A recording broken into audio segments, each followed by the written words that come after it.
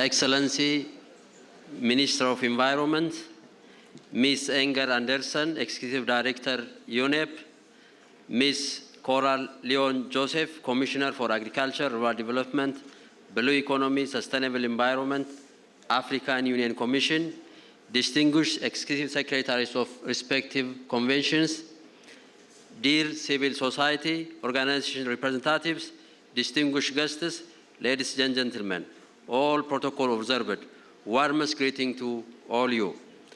Welcome to the 10th special session of the Africa Ministerial Conference on Environment, AMCEN.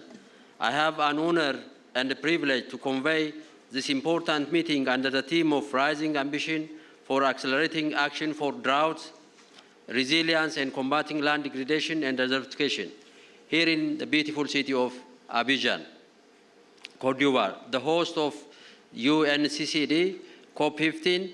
I wish to thank you, the government of Côte d'Ivoire, and its people for the generous hospitality bestowed to us since our arrival. At the outset, let me take this opportunity to express my sincere thanks and appreciation to you all environment ministers for attending this meeting.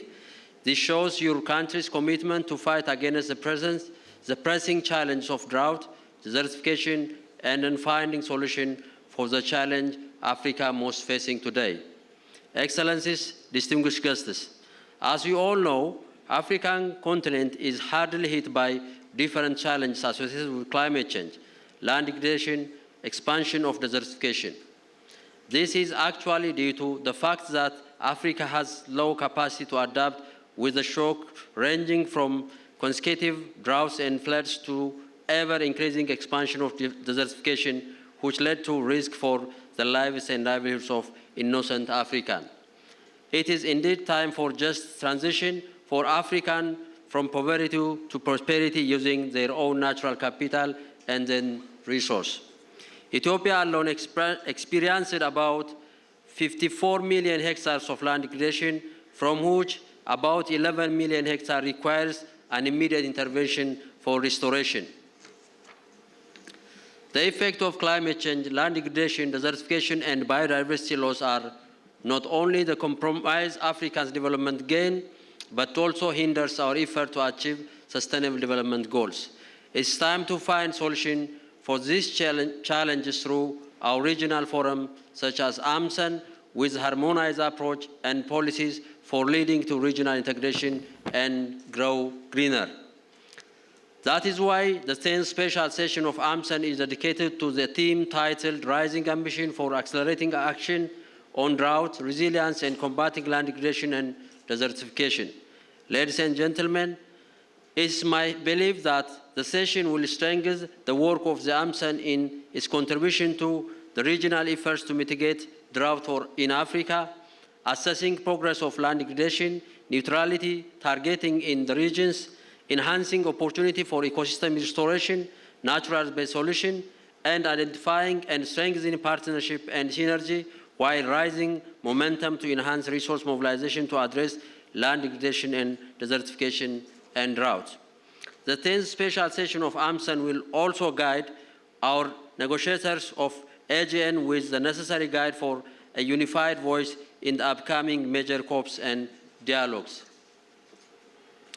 Honorable ministers, ladies and gentlemen, allow me to give you just one example how Ethiopia is committed to reverting the ever-increasing challenges posed by the global environment degradation. The Green Legacy of Ethiopia, launched in 2019 with the direct leadership of His Excellency Prime Minister Abiy Ahmed, aiming to greener and cleaner Ethiopia and beyond. In the first 5 years, Ethiopia managed to plant about 32.5 billion forests, agroforests, and fruit seedlings. Through this initiative, the forest cover of Ethiopia has incredibly increased from 70.2% in 2019 to 23.6% in 2023. In this year, 2023 alone, more than 29 million Ethiopians are mobilized and achieve planting more than 7 billion seedlings. We managed to plant more than 600 million in a single day on 23rd of August 2024 this year. Keeping this momentum, Ethiopia plans to reach 30% forest coverage target on the nation by 2030, while reaching the number of seedling planting to 50 billion by 2026. Green legacy is not only about tree planting, rather it's about ensuring food security through intentionally including fruit trees and promoting food security initiatives such as the Lemat Trufat. Our practice shows that it is possible to take climate action which seems usually unthinkable in the least developed countries. It is true that Africa can make transformation on its own natural capital and ensure prosperity across our mother Africa. I would like to take this opportunity to call upon all development partners and all fellow African states to join hands for scaling up best practices like our green legacy to wider scope and brainwash what has been experienced for many years back. In the same venue, Ethiopia has also been taking a series of policy actions against climate changes. The country totally banned importing of fuel-based vehicles and implementing tax instruments such as imposing tax for imported of used cars.